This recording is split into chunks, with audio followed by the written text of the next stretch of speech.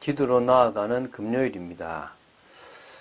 우리는 기도의 축복을 누리고 우리의 문제, 우리의 답답한 거, 우리가 넘어야 될 많은 것들을 우리 힘으로 넘을 수 없을 때 주님의 힘이 필요합니다. 그래서 주님께 진정으로 의지하고 맡기는 기도가 필요합니다. 그 기도를 통하여 온전히 맡기고 온전히 붙잡고 예수 이름을 부르는 중에 주님이 주시는 참 능력, 참 힘을 공급받는 여러분 되시기를 주 예수 그리스도 이름으로 축원드립니다. 자, 마가복음 5장 9절부터 20절을 보겠습니다.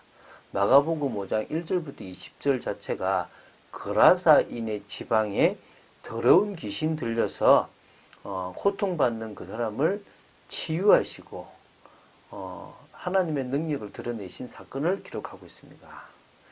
우리가 어제 1절부터 8절을 봤습니다. 이 8절까지가 이제 배에서 내리시자마자 사실은 더러운 귀신을 명하여 그 사람에서 나오라고 하셨습니다.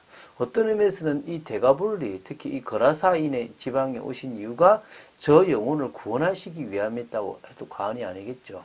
그래서 나오라고 하니까 무덤 사이에 있었던 이 더러운 귀신 들린 사람의 그 귀신이 굴복하여 거기서 이제 이렇게 나와야 될 상황이 생깁니다.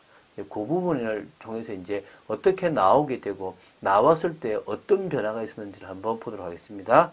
자, 9절 10절을 보도록 하겠습니다. 이에 물으시되 내 이름이 무엇이냐 이르되 내 이름은 군대니 우리가 많음이니이다 하고 자기를 그 지방에서 내보내지 마시기를 간구하더니 예수님께서 이제 귀신의 이름을 이렇게 물으셨습니다. 물으신 이유는 이렇게 이름을 묻지 않으면 그 귀신을 못 쫓아낸다. 이런 의도는 아닙니다. 그냥 바로 나가라 하면 나가는 겁니다. 오히려 귀신이 자기 이름을 이제 예수님께 이제 스스로 고백해 하게 되므로 예수님의 권세가 어느 정도인지를 보여주시기 위한 거고요. 또 그 귀신 들린 자 속에 정말 강한 귀신이 이 사람을 잡고 있었다는 것들을 많은 사람들에게 드러내 주시기 위해서 사실은 이름을 물으신 겁니다. 왜? 이 쇠고랑을 끊고 딱 끊어버리고 막 고함을 치고 할 만큼의 이 힘이 어디서 나왔느냐? 이 귀신이 주는 힘인데 이게 군대 귀신 많다는 겁니다. 자, 군대로 번역된 단어가 레기온인데요. 한 6천 명에 이르는 군대 보병 군단의 단위를 나타낼 때 이 레기온이라는 단어를 써요. 여기서는 비유적으로 많은 인원이 들어가 이제 있다 이건데 이게 단순히 귀신의 수가 아주 많다는 것보다는 이 군대라는 것을 씀으로써 말미암아 이렇게 강하다, 힘있다, 이 로마 군단의 이미지를 가지고 온 의도가 강하다는 걸 드러내기 위한 것도 있다고 보시면 됩니다. 자, 이 10절의 내용, 자기를 그 지방에서 내보내지 마시기를 간구하더니란 이 부분이 마태복음에는 전혀 기록되지 않습니다.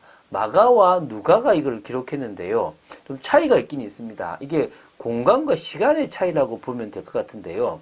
누가는 누가복음 8장 31절에 귀신이 예수님에게 뭐냐면 자신을 무저갱으로 들어가라 하지 말아달라고 이렇게 말을 합니다. 무저갱은 지옥을 말하죠. 이것은 예수님께서 마귀를 능히 제어할 권세가 분명히 있지만 시기적으로는 아직 그때가 이르지 않았음을 반영한 부분으로 보시면 되겠습니다. 그래서 나중에 이제 그들이 무저갱의 지옥에 들어갑니다. 이에 비해 마가복음에서는 이 지방을 떠나지 말라, 이 코라라는 단어를 해서 강조했는데요. 지금 작게는 거라사인의 지방으로 보시면 되고요. 이거는 다르게 말하면 유대인 지방이나 갈릴리 지방이 아닌 이방에서의 이 자신들의 이 어떤 권한은 아직도 가지고 있으니까 그거를 넘겨줄 수 없다라는 어떤 거부의 의사로 이렇게 봐도 된다고 합니다. 그러니까 이건 지금 아직까지 우리가 장악하고 있는 것 아닙니까? 라는 이런 의미가 있다고 보시면 되는 거죠. 자, 11절 12절을 보겠습니다. 마침 거기 돼지의 큰 떼가 산 곁에서 먹고 있는지라 이에 간구하여 이르되 우리를 돼지에게로 보내어 들어가게 하소서 하니. 자, 예수님은 더러운 귀신 들린 사람을 구원하시기 원하셨습니다. 그래서 아무리 군대 귀신이라고 해도 이제 사람의 몸속에 더 있을 수 없잖아요. 그러니까 결국은 거기서 나와야 되는데 이제 나오려고 하니까 이제 돼지떼한테 들어가고 싶다라고 이제 강구를 했던 겁니다. 허락하신데 더러운 귀신들이 나와서 돼지에게로 들어가매 거의 2,000마리 되는 떼가 바다를 향하여 비탈로 내리다라 바다에서 몰살하거늘. 예수님께서는 군대 귀신의 간구를 허락해 주셨어요. 가라고, 돼지에게로 가라고.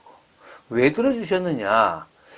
그들이 돼지떼에게로 이제 들어가 돼지떼를 몰사시키도록 이제 하셨던 이유가 뭔지를 좀 생각해 봐야 됩니다. 자, 사실은요, 소나 나귀 한 마리라도 상하게 한다면 그것에 합당한 손해배상을 해야 된다는 모세의 율법 규정이 있는데 그것을 어기면서까지도 지금 들어가도록 허락하신 거거든요. 왜냐? 그것은요, 이 사람, 다시 말하면 이 더러운 귀신 들린 사람의 괴로움이 엄청 크지 않습니까? 그를 구원하시기 위함이 있었습니다.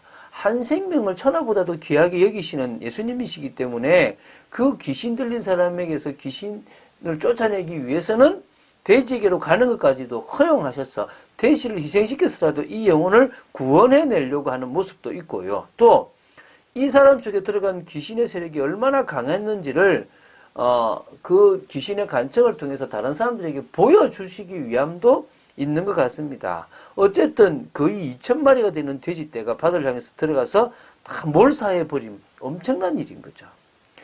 치던 자들이 도망하여 읍내와 여러 마을에 말하니 사람들이 어떻게 되었는지를 보러 와서 예수께 이르러 그 귀신 들렸던 자 곧 군대의 귀신 집혔던 자가 옷을 입고 정신이 온전하여 많은 것을 보고 두려워하더라. 자, 2,000마리의 돼지를 치던 자들이 있을 거 아닙니까? 근데 그 치던 자들이지 주인은 아닙니다. 주인이 있을 거 아닙니까? 그걸 이제 지금 자기들이 지금 잘못하면 이제 말 그대로 지금 잘못을 다 뒤집어 써야 되니까 읍내나 여러 마을에서 당신들이 지금 나한테 맡겼던 돼지떼가 지금 다 지금 죽었다. 와봐라! 라고 하니까 막 와서 보는 겁니다. 그러니까 귀신 들렸던 그 발작하던 그 사람이 멀쩡하게 옷을 입고 딱 정신이 온전하게 딱 앉아있는 걸 보고 일단 두려운 겁니다. 이거 어찌 된 거냐? 라고 생각했겠죠. 그때 이제 16절입니다. 이에 귀신 들렸던 자가 당한 것과 돼지의 일을 본 자들이 그들에게 알림에 그들이 예수께 그 지방에서 떠나시기를 간구하더라. 자, 지금 돼지를 치는 자들의 설명을 들으니까 자초지종을 보니까 이제 이게 지금 귀신 들린 사람을 치유하려고 하다가 돼지떼들이 몰사했구나라는 것을 이제 알게 된 거죠. 그러면 자 보십시오. 이게 지금 그들이 지금 손해가 될까 싶어가지고 예수님 보고 떠나시기를 간구하는 겁니다. 한마디로 그들은요, 저 사람이 지금 귀신이 풀려났으니까 참 다행이다. 사람에 대한 인식도 없는 거예요. 또 이 지금 귀신 들렸던 그도 지금 군대 귀신 들렸던 사람을 이렇게 쫓아낸 예수님, 하나님의 아들이신 그 예수님에 대한 인식도 없었다는 겁니다.